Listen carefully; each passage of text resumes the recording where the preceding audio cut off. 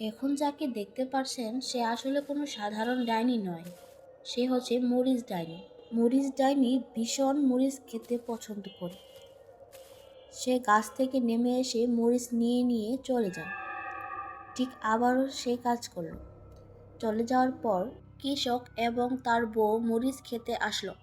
তারপর মেয়েটি বলল, মরিচগুলো তো খুব ভালো হয়েছে, তুমি কালকে সব মরিচ তুলে বাজারে নিয়ে যাবে। ঠিক আছে। কৃষক এবং তার বউ তারা দুজনাই হেসে হেসে ক্ষেত থেকে এবার চলে গেল তাদের বাড়ির উদ্দেশ্যে।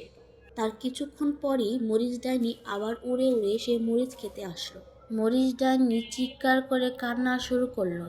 তারপর বলল, না, এ হতে পারে না, আমি এবার কি করে মরিচ খাবো? আমি জাদু করে সব মরিচ খেয়ে নিব। এবার মরিচ ডাইনি মরিচ খেয়ে মুচকি একটা হাসি দিয়ে অদৃশ্য হয়ে গেল। ঠিক সকাল হতেই কৃষক এবং তার বউ মরিচ খেতে আসলো। তারপর দেখতে পেল কোনো মরিচ গাছ নেই। কৃষক এবং তার বউ কান্না শুরু করলো। এটা নিশ্চয়ই মরিচ ডাইনির কাজ। গ্রামবাসী এবার সবাই ছুটে এসে বলল,